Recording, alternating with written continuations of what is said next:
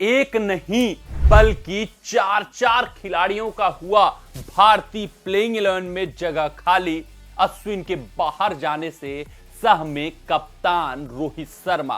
तो गुरु, आप सभी क्रिकेट प्रशंसकों को अब तक तो पता चल ही गया होगा कि अश्विन राजकोट मुकाबले को छोड़कर अपने परिवार के साथ जुड़ गए हैं। अब वो मुकाबला नहीं खेलते हुए दिखेंगे क्योंकि उनकी मां की तबीयत नासाज है, खराब है और उन्होंने ये फैसला लिया है कि मैं मां के साथ समय व्यक्त करूंगा, क्रिकेट बाद में आएगा। और ये फैसला सम्मान करने वाला फैसला है। लेकिन इस फैसले के बाद कप्तान रोहित शर्मा की मुसीबतें बढ़ गई हैं क्योंकि अश्विन बाहर गए हैं तो भारतीय प्लेइंग 11 में एक नहीं, दो नहीं, तीन नहीं बल्कि चार चार खिलाड़ियों का स्थान खाली हो चुका है। अब वो कैसे, अपने इस वीडियो में हम समझेंगे।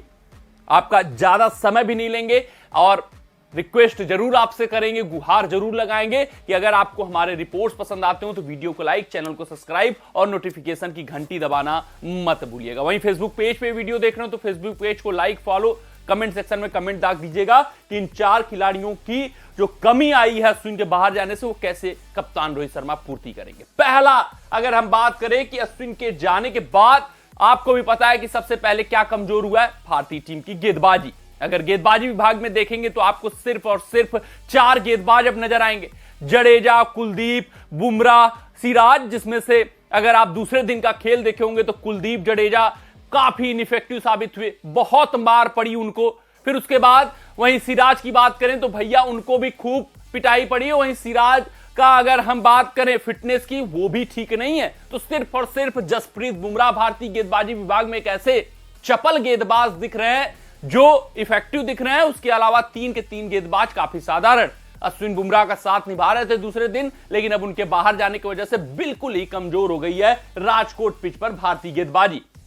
अगर बात करें दूसरे कमजोरी की तो गेंदबाजी के साथ साथ बल्लेबाजी। आपके दिमाग में अश्विन के बाहर के जाने से गेंदबाजी जरूर आई होगी कि भैया गेंदबाजी तो कमजोर हो गई है, अब क्या होगा, अब क्या करेंगे कप्तान रोहित शर्मा। लेकिन उससे भी बड़ा इंपैक्ट बल्लेबाजी में पड़ने वाला है क्योंकि अगर आप बल्लेबाजी विभाग उठाकर देखेंगे भारतीय टीम का तो वहां पर आपको कोहली नजर नहीं आएंगे, राहुल नजर नहीं आएंगे, पुजारा, रहाड़े का अनुभव नजर नहीं आएगा। तो वहां पर रोहित शर्मा का अनुभव के रूप में जो सबसे बड़ा साथी था वो अश्विन थे। अगर पहला पारी भारतीय टीम का याद होगा तो अश्विन की अगर 38 रनों की पारी नहीं आती तो 445 रन स्कोर बोर्ड पे नहीं लग पाता। अनुभव था, ध्रुव जुरेल को उन्होंने खिलाया, बताया, समझाया कि डेब्यू मुकाबले में ऐसे खेलते हैं, ये अंतरराष्ट्रीय मुकाबले में इस तरीके से चीजें चलती हैं। लेकिन यहां पर अश्विन के जाने से अब दूसरे पारी में बल्लेबाजी में भी बड़ा झटका लगा है, बड़ी कमी हुई है, बल्लेबाजी कमजोर हो चुकी है।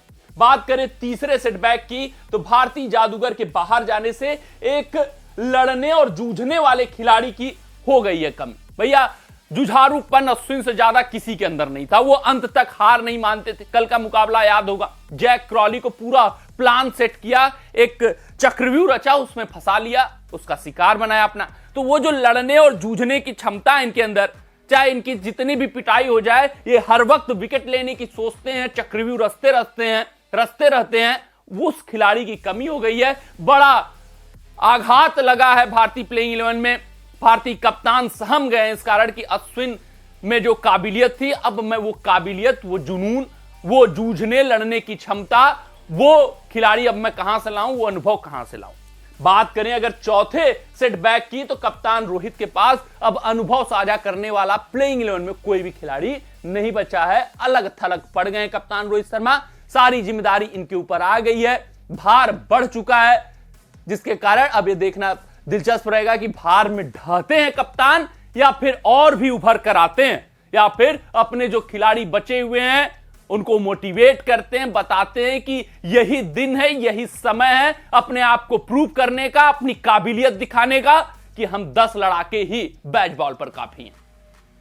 तो कप्तान रोहित शर्मा अलग थलग पड़ गए हैं, अनुभव की कमी होगी क्योंकि अश्विन रहते तो हर गेंदबाज को अनुभव अपना साझा करते कि यहां पर कुलदीप भाई ऐसे फेंकना है, इसके साथ ऐसे चक्रव्यूह रचना है, जडेजा भाई आपके खिलाफ ऐसी पिटाई हो रही है, इस तरीके से ये प्लान कर रहा है तो इस तरीके से आप प्लान करिए, सिराज ऐसे प्लान करो, फील्ड ऐसे सेटअप करो रोहित भाई। तो ये जो अनुभव साझा करते थे, अब सिर्फ और सिर्फ रोहित शर्मा के ऊपर जिम्मेदारी आ गई है काफी कुछ काम बढ़ चुका है अश्विन के जाने से, और ये जो 4 बड़े स्लॉट अब खाली हो गए हैं एक प्लेयर के जाने से, भैया अब ये देखना दिलचस्प रहेगा कि बैजबॉल इसका कितना फायदा उठाता है।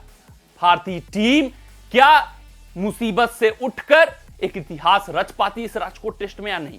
ये रोहित के लिए भी बड़ा मौका है कि अश्विन के अनुपस्थिति में ये दिखाएं, कुछ अलग करके दिखाएं कि हमारे अंदर, हमारे लड़कों के अंदर काबिलियत है, हम अपने सरजमी पर 10 लड़कों से भी जूझ सकते हैं, लड़ सकते हैं, बैजबॉल को टक्कर दे सकते हैं। कमेंट सेक्शन में आप भी कमेंट दाग दीजिएगा कि आपके हिसाब से भैया कौन इस टेस्ट मुकाबले का विजेता होने वाला, किसका पलड़ा कितना भारी हो चुका है। मिलते हैं आपसे अगले रिपोर्ट में, तब तक आप अपना ध्यान दें, सुरक्षित रहें, स्वस्थ रहें, मस्त रहें। जय हिंद, जय भारत। अगर ये वीडियो आपको पसंद आया हो तो इसे लाइक और शेयर करें और क्रिकेट से जुड़ी अन्य जानकारियों के लिए हमारे चैनल को सब्सक्राइब करना ना भूलें।